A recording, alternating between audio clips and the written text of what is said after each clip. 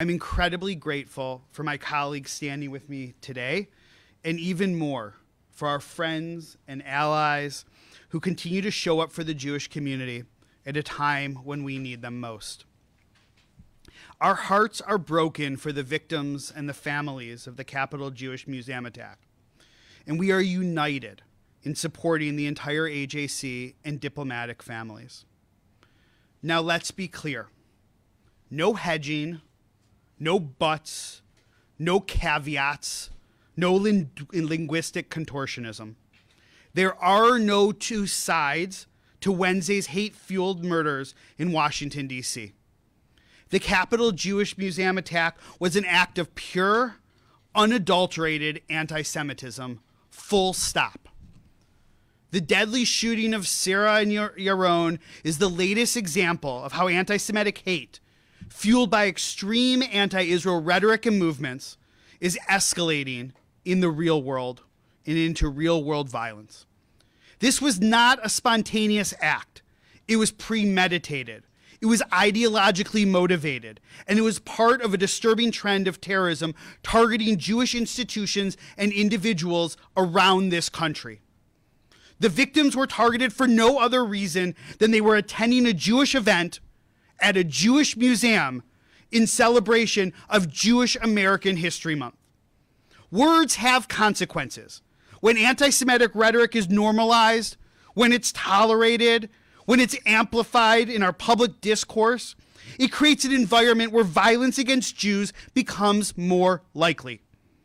When we allow lies about the Jewish state committing a genocide to run rampant, when we dismiss graffiti that says glory to the martyrs as youthful free speech, when we claim globalize the Intifada as a rally cry for Palestinian statehood, and when we somehow confuse being pro-Palestinian with being pro-Hamas, it has consequences. It's already led to Jewish students on campus being attacked in libraries and on the quad, as we saw at DePaul and at Northwestern, at UIC, and at the University of Chicago. It's already led to Jews walking to synagogue with their children being shot at, as we saw in West Rogers Park. And Jewish businesses, synagogues, and schools attacked and vandalized, as we saw happen just under 200 times here in Illinois in 2024 alone. Now, we have this tragic murder of two innocent young people in the prime of their lives. In fact, this was the 8th terrorist plot or attack targeting Jews, so-called Zionists, or Jewish institutions since July of 2024. Our community is sad and angry because in so many ways, this tragedy was inevitable. We cannot ignore that the threat landscape is changing. We are seeing lone actors radicalized online, often glorified by extremist groups, carry out targeted attacks against Jews and Jewish institutions. Just look at the online responses from extremist groups across the political spectrum who are celebrating the murder of Sarah and Yaron and even calling for more.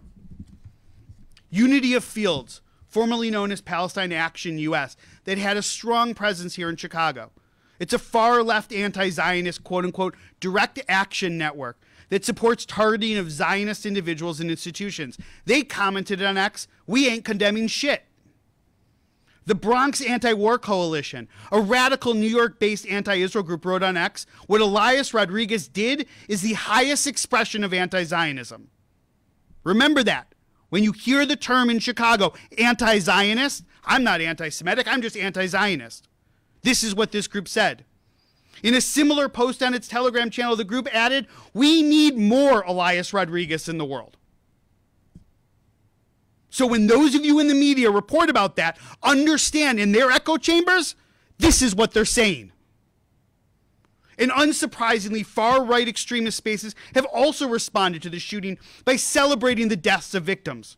Some cheered their perceived enemies fighting each other. As one white supremacist wrote, "Rejoice when your enemies kill each other." ADL and many of the groups represented here today are tracking this surge in hate and working every day to confront it head on through education, through advocacy, through partnerships with elected officials, and through agreements with law enforcement. But it's not enough, and we cannot do it on our own. First, violence targeting Jews should be condemned unequivocally and without a but, and then prosecuted to the fullest extent of the law. Second, leaders need to stop tolerating hate in the guise of activism. When anti-Semitism is normalized, tragedy follows. Now look, this is a major problem here in Chicago. And too many of our elected and civic leaders have not only been silent on the issue, but some continue to fan the flames of hate and anti-Semitism. ADL has tracked a more than 400% increase in harassment, vandalism, and violent incidents targeting Chicago's Jewish community just over the last 18 months. And it will require real leadership and accountability to douse that fire. And lastly, we need policymakers, tech platforms, and civic leaders to recognize and confront this growing domestic terror threat targeting Jewish communities. How many more times do we have to come together for a press conference to call attention to the rise in hatred towards Jews and the real-life implications of hate and intolerance? Now, in case you can't tell, I'm tired. And in case you can't tell, I'm pissed. But I'm also resolved. All of us are. We're resolved that we're going to do better because we have to do better. Because enough is enough. With that, I'd like to turn the podium over to Beth Ida Stern, the Interim Regional Director at AJC Chicago. And for those of you who know, AJC was hosting the event in Washington, D.C. Where are you, Beth? Thanks. Good morning. My name is Beth Ida Stern. I am the Interim Regional Director for the American Jewish Committee here in Chicago. We were founded in 1906. Our mission is to eradicate anti-Semitism and keep Israel safe as the Jewish homeland. Our work is around the world and entails diplomacy, interfaith, intergroup collaboration with legislators across lines to come together as humans, to coexist on this planet. I want to thank everybody who's here this morning, especially this amazing group that's behind me, because this is the embodiment of the work of the American Jewish Committee.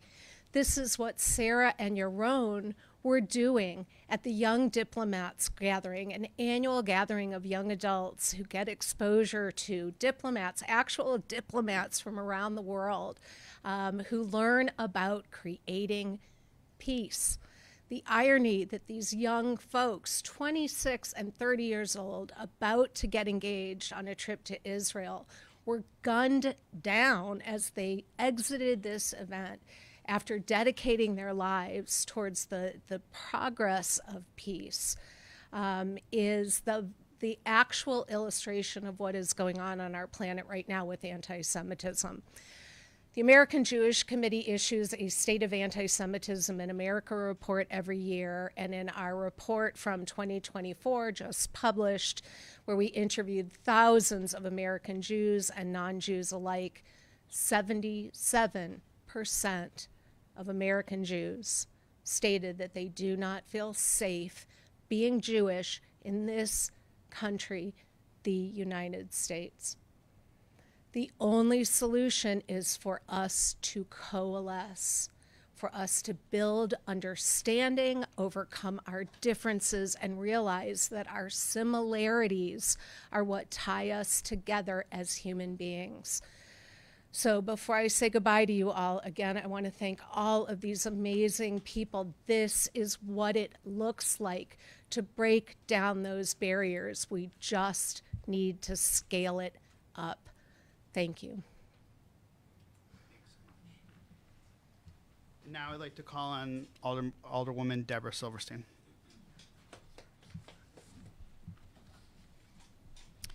Good morning. Thank you to the Anti-Defamation League for convening this press conference at such a critical moment. And thank you to all the organizations who advocate for the safety and security of the Jewish community in Chicago and across the nation. And also a big thank you to my colleagues who are here today, my allies and friends in City Hall, Alderman Gil Villegas, Alderwoman Silvana Tabares, Alderman Peter Chico, Alderman Felix Cardona, and Alderman Ray Lopez. Is Brendan here? Oh, sorry, I didn't see you. And Alderman Brendan Riley. You were on my list, I just didn't see you. This week, our country witnessed a vile act of anti-Semitic terror outside the Capitol Jewish Museum in Washington, D.C. It was an attack targeting Jews simply because they're Jewish. My heart goes out to the victims, their families, and to the entire Jewish and Israeli communities who once again must confront the pain of hate-fueled violence. But this horror hits even closer to home. We have learned that the attacker lives in Chicago and was likely radicalized right here in our city. This is not just a national tragedy, it is a local wake-up call. I've spoken with Superintendent Larry Snelling and our police commanders, and while there is no threat to the local Jewish community, we are not taking any chances. The 24th District Police have immediately started increasing patrols and maintaining heightened vigilance around Jewish institutions. Our community's safety is the top priority. But safety is not just a matter of police patrols. It's about confronting the root causes of radicalization and anti-Jewish hate. What we are seeing today on our streets, on our college campuses, and in our public schools is a growing movement of unchecked anti-Semitism masquerading as political activism. The unpermitted protests that have overtaken our streets, the unsanctioned encampments on college campuses, the orchestrated walkouts in CPS schools, these are not expressions of free speech. These are breeding grounds for dangerous ideologies. They desensitize young people to hatred against Jews and in some cases directly incite violence. When our elected leaders enable and praise this behavior, it creates an atmosphere that encourages people to go out and harm Jews. I call on every elected official in Chicago to take a real action to protect our Jewish residents. We need our leaders to work to lower the temperature and diffuse these extremist organizations that are spreading anti-Semitism and hate. When it comes from within our own parties and from our own political base. Statements condemning anti-Semitism are not enough. Thoughts and prayers are not enough. We need action, and we demand it now. Thank you. Thank you so much, Deb. Now, Nancy Andrade, the Chair and Commissioner of the Chicago Commission on Human Relations. Hello, good morning. Nancy Andrade, Chair Commissioner for the Chicago Commission on Human Relations. The Chicago Commission on Human Relations, also known as the CCHR, we are the city's only agency designated by ordinance to work closely with the Chicago Police Department on the civilian side to assist victims of hate crimes and also to work together with all of my colleagues here behind me from the Jewish community. We have always worked closely with the Jewish community. I have spent most of yesterday morning speaking with most of my colleagues here on the phone, offering our condolences and asking what else is it that we can do together. To reiterate Alderman Silverstein's words, we are ramping up our efforts. We are ramping up our efforts at the CCHR to work together with our Jewish leaders and to really address anti-Semitism, the root of anti-Semitism, and to really combat hate. Thank you. Thank you so much, Commissioner. Now, Dan Goldwyn, the Chief Public Affairs Officer from the Jewish United Fund, the Jewish Federation of Chicago. You're next. Chris. Yeah, my name is Dan Goldwyn. I am the Chief Public Affairs Officer for the Jewish United Fund, Jewish Federation of Chicago, and a proud member of the Chicago Commission on Human Relations. And I want to thank all of my Jewish colleagues, and especially our non-Jewish friends and allies who are here with us today. Metropolitan Chicago is home to approximately 325,000 Jews. As Alderwoman Silverstein noted in her Jewish American Heritage Month remarks at City Hall just this past Wednesday, the first permanent Jewish settlers arrived in Chicago in 1841, growing today to become the third largest Jewish community in the United States. Jewish Chicagoans, like our Latino, Black, Middle Eastern, Asian, and other neighbors, want nothing more than a safe place to raise our families, grow our professions, and contribute to making our broader community welcoming for all. However, with anti-Semitism surging here in Chicago and around the nation, there are too many people trying to stop us from doing just those things. 2 nights ago, Yaron Lashinsky and Sarah Milgram were murdered in an act of anti-Semitic rage outside the Capitol Jewish Museum. Upon his arrest, the suspect shouted, "Free, free Palestine," a chant that is all too familiar from the streets of Chicago, usually accompanied by the call for to quote, globalize the Intifada. For those who don't know, the Intifada means uprising in Arabic. From 2000 to 2005, the last time there was an Intifada, over 1,000 Israelis and others were murdered by Palestinian terrorists. The call to direct that kind of terror against Jews living here in Chicago is not symbolic, it is not a metaphor. And as Wednesday night's shooting shows us, it is all too real. This horrific act is a stark, painful reminder of the consequence of unchecked anti-Semitism and the growing normalization of hatred directed at Jews. This cold-blooded murder is the result of unchecked calls to globalize the Intifada. Accepting the rhetoric of violence has not only been tolerated, but often condoned by some in our public spaces. We call on leadership from government, academia, and civic spaces to clearly and consistently condemn anti-Semitism, no matter where it comes from or who it targets. The urgent need for moral clarity in the face of hate is abundantly clear. I want to conclude by thanking the Chicago Police Department, who proactively reached out to the Jewish community to see how or if they can make us feel and actually be more secure. I also want to thank those elected officials and interfaith partners and civic leaders who've supported the Jewish community during this moment of pain and fear. The Jewish community is strong, and it is resilient. Those who seek to sow hate and division by threatening Jews in Chicago, Washington, D.C., and beyond, they may be loud, some may be violent, but they will not be successful. Thank you. Thanks, Dan. Now, Pastor Chris Harris from Bright Star Church and St. James Church. I'm sorry. I want to make sure I got the second church right. You got it right. So let me say good morning to all of you all. Pastor Chris Harris of Bright Star and St. James Church on the south side of Chicago. Almost 5 years ago, many of my Jewish colleagues stood with me as I led more than 16,000 Chicagoans marching as a result of the racism that led to the vicious murder of George Floyd. It is sad that today I have to reciprocate standing with you due to the anti-Semitism that caused the heinous and senseless murders of Sarah and Yaron. We are seeing Jewish communities across America and around the world face escalating threats, harassment, and violence. This is not only unacceptable, it is a moral and spiritual emergency.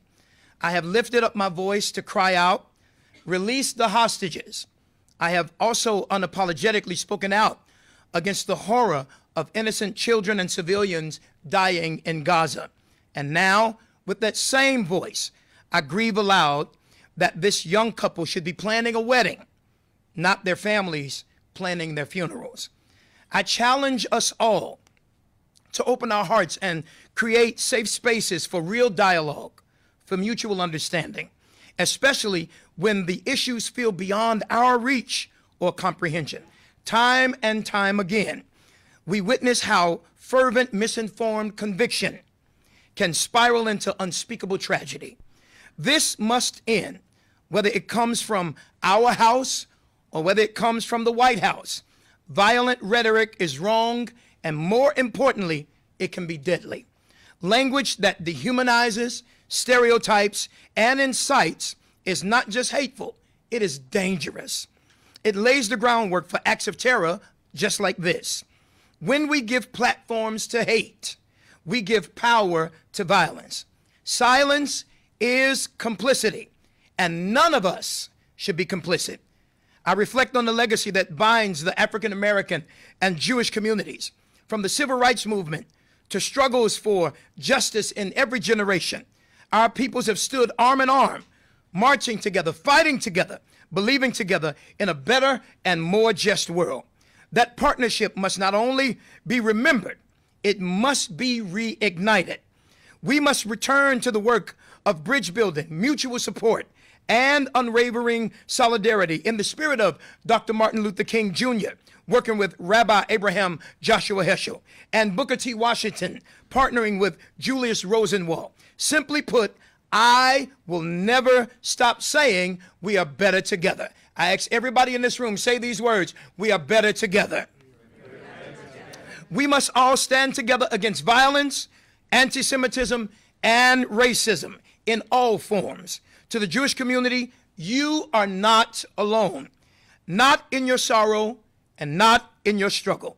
And together, we will shine the light of love, justice, and truth in these dark times. May God give us the courage to be peacemakers in a world so desperately in need of peace. I share this with a broken heart, but also with an unbroken faith. Thank you. Thank you, Pastor Harris. And now, with probably the most unfavorable spot in the lineup following Pastor Harris, Allison Pierce-Slovan, the Director of Social Action and Partnerships in the Midwest of the Simon Wiesenthal Center. Definitely not the person you want to follow. The Simon Wiesenthal Center, an international Jewish human rights organization, an NGO of UNESCO, joins everybody here in mourning the victims, one Christian and one Jewish, and we demand accountability.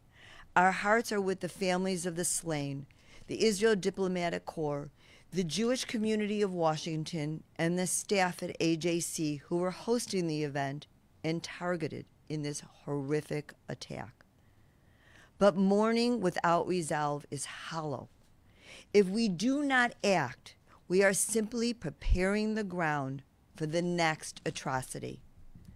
These murders are the results of months of silence, excuse-making, and moral cowardice in the face of escalating anti-Semitism. When Israel is demonized as evil, when Jews are targeted under the guise of anti-Zionism, it emboldens hate and incites violence. Let us be clear. This is the outcome when anti-Semitic hate is normalized on our campuses, in our streets, and online. When leaders fail to call it out for what it is, hate festers, metastasizes, and erupts in bloodshed. This can no longer be tolerated, and our political and religious leaders, as well as each and every one of us, must lead by example and condemn this act without question.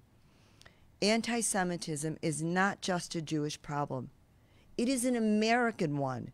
This cowardly act of terrorism in the heart of our nation's capital is an assault on the civic soul of this country. It's a test of our national character, and so far, too many have failed it. Thanks, Allison. Now I'd like to introduce Yossi Held, the Executive Director for the Midwest region of Stand With Us. Thank you all. Stand With Us is an international education organization combating anti-Semitism and supporting Israel around the world. The horrific murders of the Israeli embassy staff this week are a stark reminder of why our work to combat anti-Semitism matters so profoundly. While the investigation is ongoing, we are clear on this point.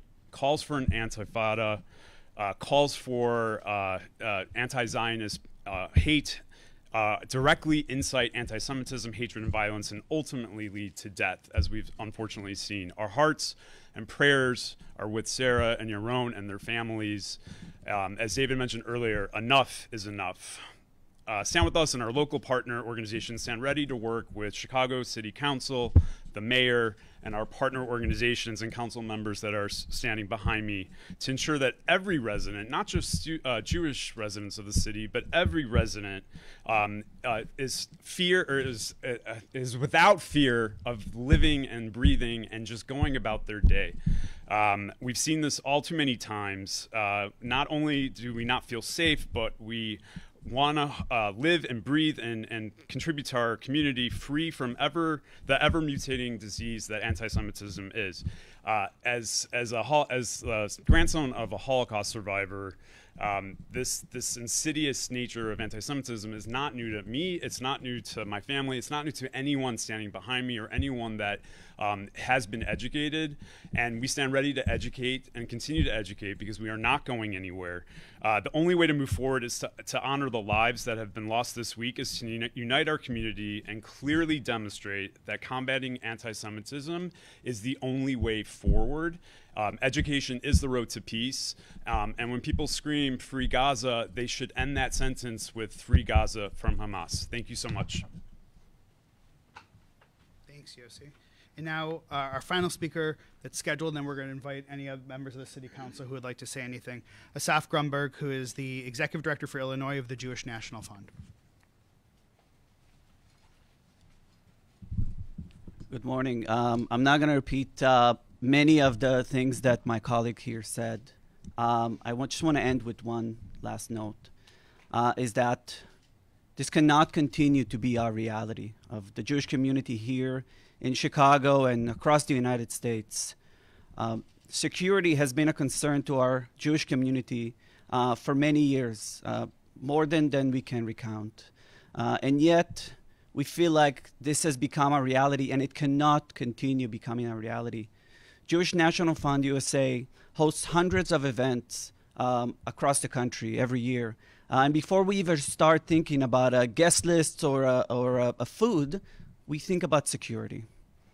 And we understand that this might not feel familiar to many other people, but it's all too familiar for us in Jewish community here.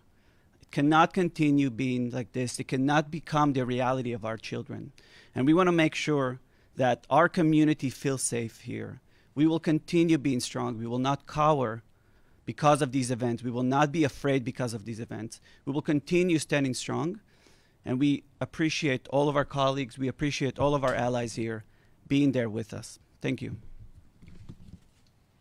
Thanks so much, Asaf. And now I'd like to invite any members of the City Council. Alderman. I just want to be brief. I'm Alderman Tabarez, 23rd Ward. I'm going to be very brief. This isn't about politics anymore. This is about good versus evil. And we all are in a position to do something about it. It's our moral obligation to do something. And it's up to us now. And we need to work like our lives depend on it. What happened that other night that took the lives of 2 innocent people in Washington, D.C. is telling us that we need to do something here in Chicago regarding these hate groups. And as this investigation continues, it's my hope that they dive into these hate groups that are extreme, that are radical hate groups that are bringing so much hate in our city. They have found home in this city, and we need to remove them from giving that power to them. These organizations need to be removed from their power. I just want to add that the fact that Israel has to argue to defend itself is scary. It's really scary because the propaganda and the anti-Jewish rhetoric has been festering for years in this city. The first anti-Israel march that happened after October 7th was barely 24 hours after the attacks occurred, and that continued almost weekly. And not only have we seen attacks on our Jewish community, we have also seen anti-Jewish rhetoric and chants from members, from aldermen of the city council, and from bureaucrats that are being elevated by the mayor of the city of Chicago. And those that attack our Jewish neighbors are the same people that attack our law enforcement, are the same people that want to dismantle capitalism, are the same people that undermine the pillars of society that had given so much, that have made the U.S. and Israel 2 of the most successful nations in the world. So we're going to fight against anti-Semitism not being normalized in Chicago. Thank you. Thank you so much. I feel bad for whoever has to follow all the human hearts. That's all you got. Yeah, thank you. Alderman Gilbert Villegas, U.S. Marine Corps veteran and staunch supporter of our allies. Listen, 2 weeks ago, I happened to be in Israel. And we were very excited because that was the day we happened to be in Israel during the time when the Pope was being announced. And it just so happened that he was from the Chicagoland area. And so I had a bunch of colleagues from Texas, California, New York, Washington, D.C. We were very excited. Just yesterday, I received tons of messages from those same folks that we went to Israel with, saying, what's going on in Chicago? Why is there so much hate? Listen, this has been going on for some time now. We see organizations disguised. We see political organizations, specifically in the Democratic Socialists of America, that have found a home for these homegrown terrorists. Now they want to distance themselves from this and say that we don't condone killing, but when you put a gas of gasoline and a book of matches right next to it, someone, and then you say, I'm not going to tell you to go ahead and light it on fire, because that would be bad, but you go ahead and put forward that rhetoric that says that we need to burn this system down in order to create change. That's the type of rhetoric, the type of extremism that's going on in this city. When you pass a resolution in the city of Chicago, one-sided, and not taking into account the challenges and the nuances that are going on in the region, because you want to satisfy elected officials that have an ideology that Israel should not exist, and then now want to say, I'm sorry, we support the Jewish community. No, these are the seeds that you're planting. As a Marine Corps veteran, I took an oath to defend this country against all enemies, foreign and domestic. That oath doesn't have an expiration date. Now, I may not carry my weapon. I have the pen as a legislator. I'm going to work closely with my colleagues in the city council to put forward legislation and policies that protect the Jewish community and all Chicagoans from the extremism that has taken hold of the city of Chicago. So I stand here today with my colleagues and these organizations here to say that I support Israel. I support the right for Israel to exist. And as an ally, we're going to continue to support our allies. Thank you. Thanks so much, Alderman. Anybody else? Pastor, please. Make sure to introduce yourself. Yep. Pastor Jim Scudder, Quinton Road Baptist Church in Lake Zurich. I was, a couple weeks ago, walking into the embassy in Israel. After security, I was greeted by a wonderful young lady. Her name was Sarah Milgram. And all too soon, with such promise and hope for her future, she is not with us anymore. And it brings it home to me, especially being a pastor that's grown up in the Chicago area, that the perpetrator of this terrorism, this wicked act, was from Chicago. And we marched with our Jewish friends, counter protesting at the DNC. We felt danger on all sides. We are appreciative of the Chicago Police Department who came alongside of us and protected us. But I believe it's that rhetoric and that speech that has been allowed in the city that has led to such a tragedy. We, as evangelical Christians, and I represent millions of Christians around the country and around the world, love and support Israel and the Jewish people. The one that I put my faith in as a Christian is a Jew, Jesus. And so for that fact alone, I love and support the Jewish people, and I believe, and we all believe, Israel has a right to exist. Thank you. Anyone else? All right, well, I'm going to end with this, and then we'll open it up for questions. I want you to take a moment and think about what it took for all of you in the media to get here. We just told you it was going to be in the loop. We made you RSVP. And even then, we waited to give you the address as to where we were going to be. You came into a building that you had to have your name, you had to go through security, and then you had to still get upstairs and you had to get through multiple members of our staff. That's not just because of what happened on Wednesday. That is what we do as a Jewish community. My 3 young children will never walk into a synagogue where the door is not opened by an armed guard. And for those of us who are Jewish, we know that. We aren't the only religion. We aren't the only people. But that is an experience that my children will never have of walking into their own synagogue without someone standing there with a gun to protect them. We spend millions of dollars. I've heard Dan talk about this a lot. The tens of millions of dollars that we spend as a community to fortify Jewish institutions rather than feeding people or putting roofs over their heads or educating them. Think about the money that we are wasting on security. We aren't wasting it, but that we're spending on security, not for social services and helping people. We're just trying to keep them alive and safe. So there's a couple things that we can do immediately, and then we're going to wrap up. First, we would love to see the state of Illinois develop a statewide plan to combat anti-Semitism. We've had these conversations with the state, and we believe that now is the time. Second, the General Assembly needs to make sure before they recess that they pass a bill that mandates hate crimes training for law enforcement. This bill is widely supported by literally every at-risk vulnerable community in this entire city. I'm seeing Dorothy, who was at a news conference at the Chicago Urban League before the beginning of last year, calling for this bill to pass. To be clear, this bill is being held up by a handful of members of the Progressive Caucus in the House of Representatives. If they let it go, it would literally sail through the House, it would sail through the Senate, and the governor would sign it tomorrow. But this bill training our law enforcement on hate crimes is literally being held hostage by members of the Progressive Caucus in the General Assembly. And then lastly, don't forget what we're talking about today after your long Memorial Day weekend and move on to the next story. The response to this has to be continuous. The response of this can't just be somebody said hearts and minds and then we move on to the next issue. It just can't.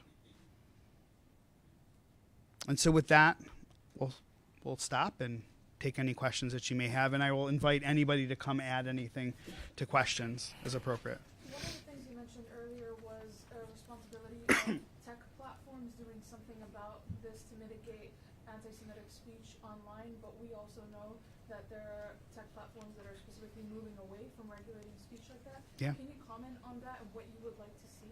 Yeah, I would say, look, I can speak specifically from an ADL perspective.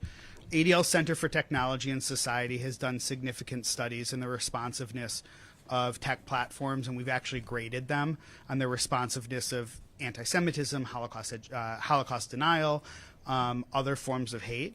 You know, you have a platform like Meta that just gutted its entire fact-checking department, and they're moving away from it.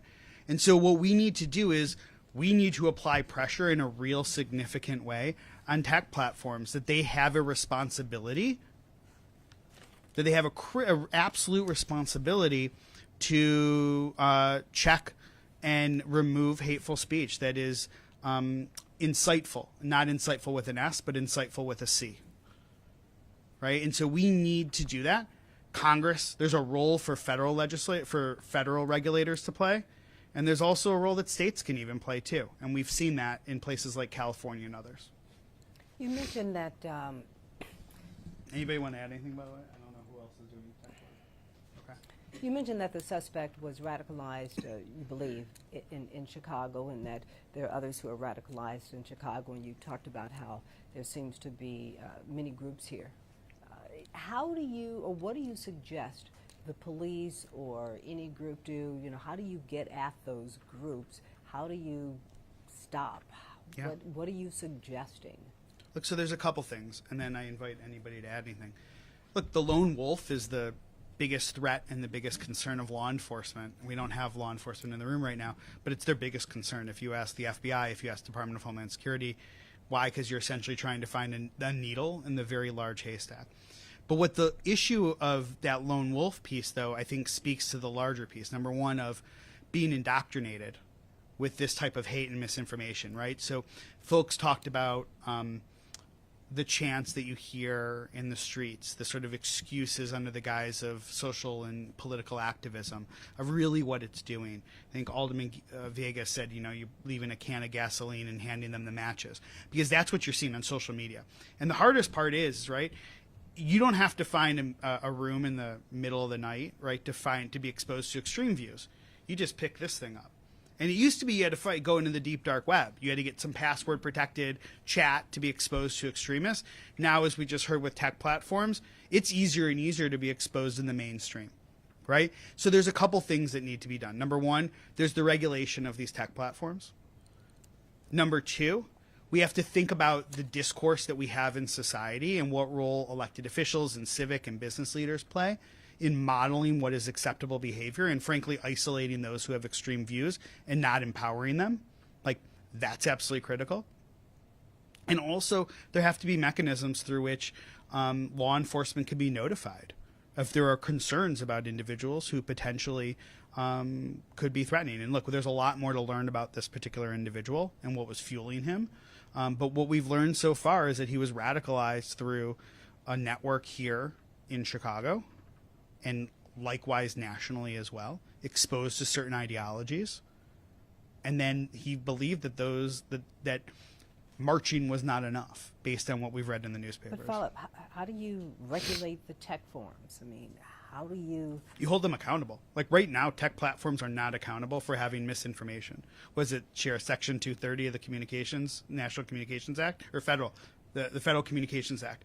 Congress needs to amend Section 230, which provides immunity to tech platforms right now for what happens. Right? If you listen to what Mark Zuckerberg said, for example, when he testified before Congress, he was like, listen, if you called 20 years ago or 30 years ago, if you called somebody to to issue a bomb threat, you didn't sue the bells. They were just the platform through which, the conduit through which, or the platform through which, the person made the threat. I'm not responsible for the threat. Right? These tech platforms are not guaranteed under the Constitution. They're just not. They're private companies. They can use their user agreements to kick people off, to deplatform. They did. And then we've seen in the last few years when Elon Musk bought X, right, the deplatforming of people. You saw Facebook and Meta that changed their policies, right, the deplatforming of the replatforming, of people. Right? So Congress could amend that act and actually hold tech platforms accountable. And I guarantee you, look what's happening right now on college campuses. Universities are being held accountable for the anti-Semitism on campus. And what are they doing? They're changing. Accountability is a tool that can be incredibly effective in changing behavior. But right now, they're not accountable. Anybody else? I think the other piece of that puzzle is leadership leads. To echo what Alderman Vegas, Alderwoman Tabarez said, is that we have to create an environment where those extremists don't feel welcome anymore. If leadership leads, they need to fill the void. I'll give you an example of the kind of impact this can have.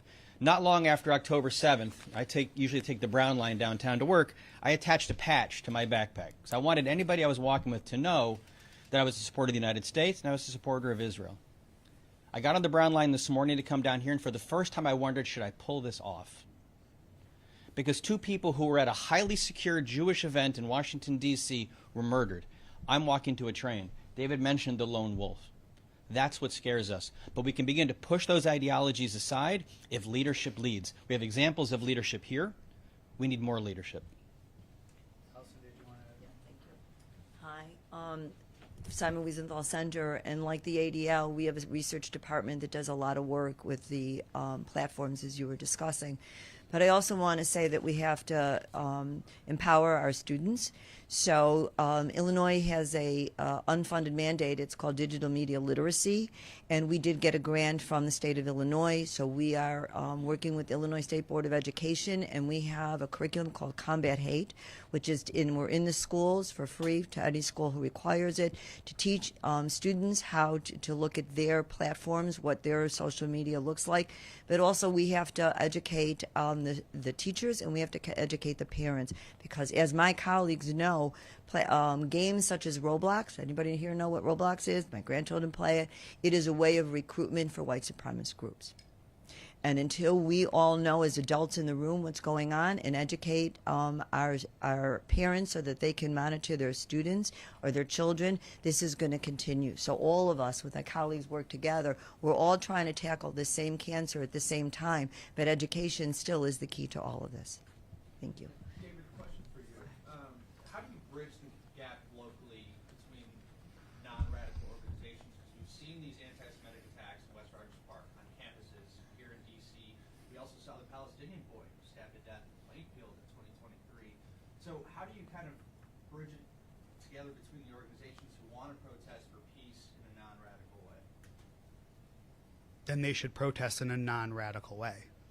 Like it's, I think I would say this. I think your premise is off just a little bit, because here's the thing: it suggests that like you can't do it and that you have no control over it. The answer is you do, right? There were ADL tracked well over 5,000 what we would consider to be anti-Israel protests in 2024. When you look at our annual audit of anti-Semitic incidents, only 2,500 or so of them were included in the audit, which means half of them we didn't deem to be anti-Semitic in nature at all. Saying free Palestine in and of itself is not anti-Semitic. I said it in my remarks, right? Like, just because you're pro-Palestinian doesn't make you pro-Hamas. I mean, like, I was doing work in the West Bank when I was a student at Hebrew University in the late 1990s, right? So, like, the way you do it is you just don't do it, right? If you're a leader of a group like U.S. Palestinian Community Network or CARE, or AMP, or Samidun, which no longer exists. All of them have had major protests, right? The way you do it is when chants begin, you as the leader, you lead. You shut it down. You make it clear to people coming to the protest. You don't bring a sign that says, globalize the Intifada. Like, we're not going to have a sign that celebrates and calls for violence against Jews. We're not going to have something that says, glorify glory to the martyrs. We're just not going to do that. We're going to fight for Palestinian statehood or whatever it might be. You just don't do it. And here in Chicago, the other thing that we can do, which I didn't say, and I will make it clear that this is me speaking for ADL. Like, if you're the mayor, you stop appointing and elevating people who have a history of being hostile to members of the Jewish community. And when you find out that they have that history, you get rid of them. Think about Pastor Johnson. The anti-Semitism isn't what doomed him. It was the 9/11 conspiracies. The anti-Semitism was known for multiple days, and the mayor continued to allow him to have the job of being the head of the CPS board.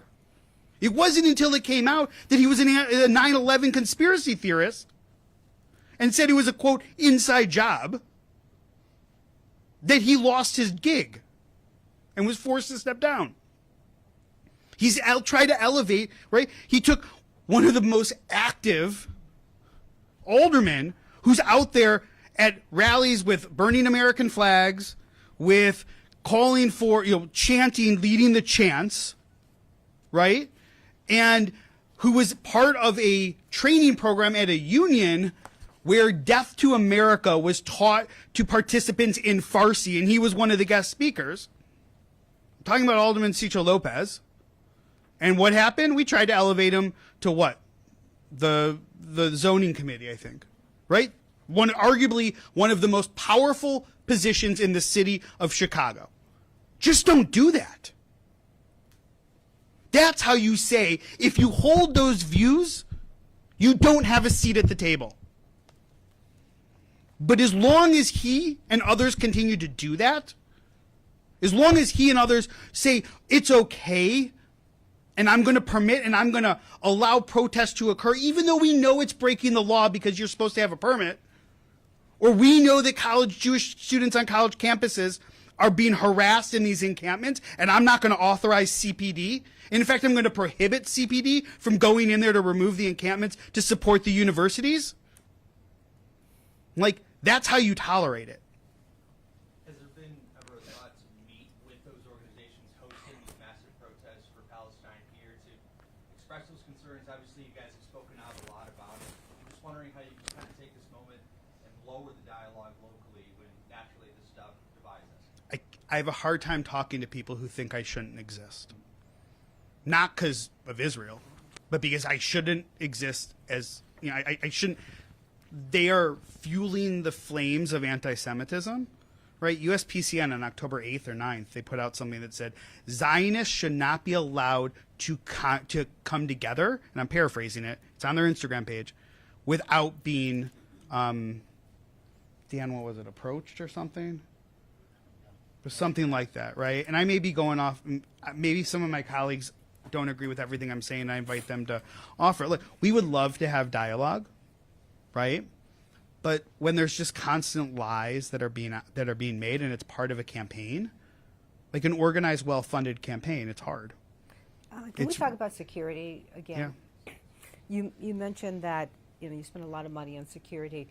What more will you now do in light of this at future events? What more in terms of security will you have to do to increase security? I'll let the security guy talk about it. Well, we're not going to tell the specifics, but I'll just give an example. So 2 weeks ago, we did an Israeli flag raising in Daly Plaza. It cost us $15,000 to raise the flag because we had to bring in security barriers, extra security, and then layer on top of that the taxpayer expense, have CPD there to make sure we were secure. So right now we're in the process. We've notified, JUF did, all of the synagogues in Chicago, all of our partner agencies and organizations, that now's the time for extra vigilance. There are no known credible threats in the city of Chicago, but now's the time for extra vigilance to make sure you review your security protocols. Our security team does regular security audits. We partner with CPD, with Secure Community Network, a national Jewish security organization based in Chicago, to make sure every synagogue, every Jewish organization, every Jewish institution has the ability to review its security measures.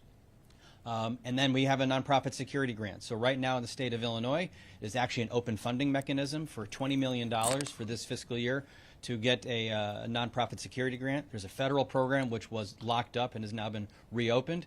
And right now we're waiting for the state legislature to reauthorize hopefully another $20 million for next fiscal year. But it goes back to David's point. Somewhere between $5 to $10 million every year just in Chicago, or metropolitan Chicago, is spent on security. That's $5 to $10 million not feeding, clothing, housing, educating, or caring for people. It is going just to security. And right now, because of what happened in Washington, D.C., every Jewish organization, every Jewish institution is revisiting their security plans, is reviewing their protocols, what training do they need to bring in, how do they harden the facilities, and so forth. And it is a real shame, like David said, that none of us will go to a wedding, a funeral, a bar mitzvah, or a regular day school program without seeing some form of security meet us at the gate.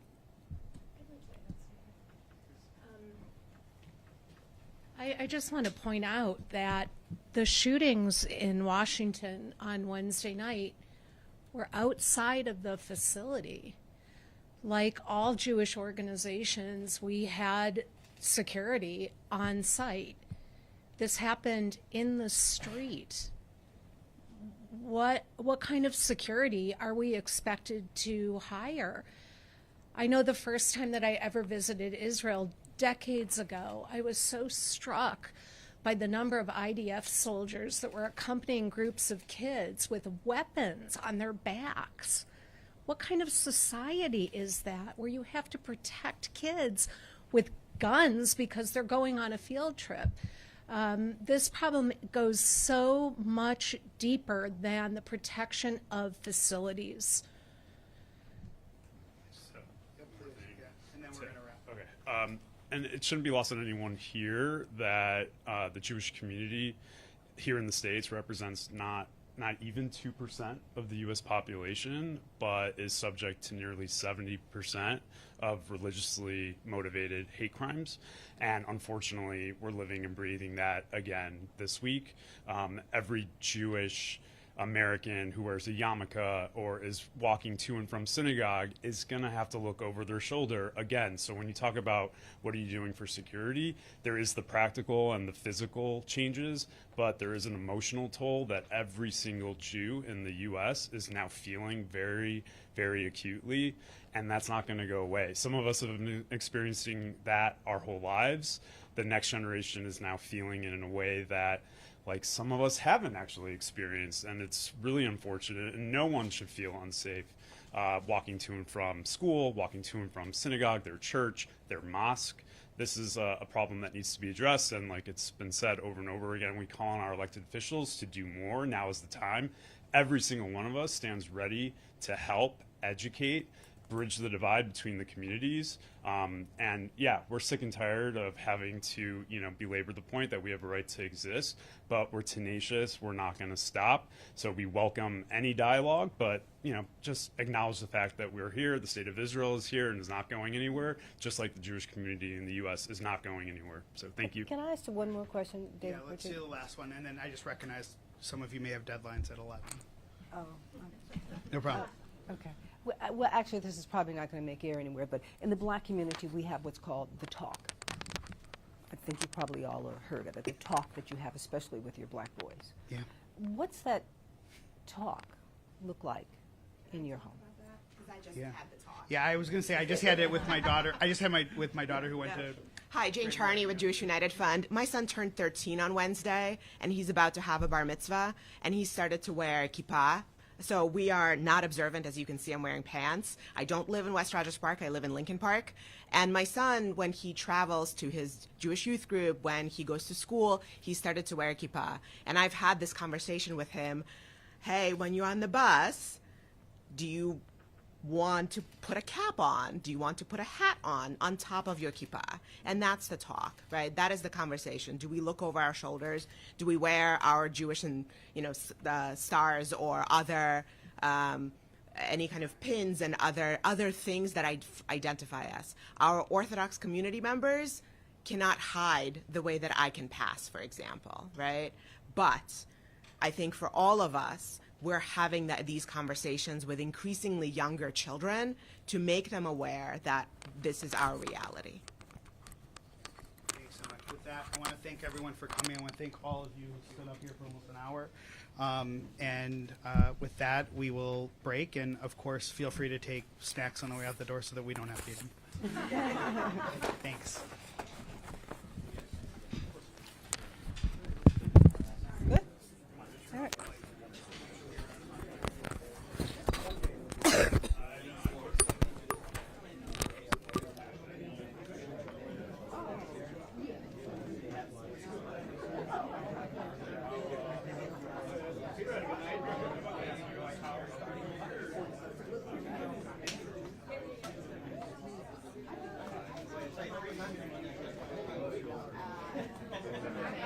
My wife says the opposite. She never goes to be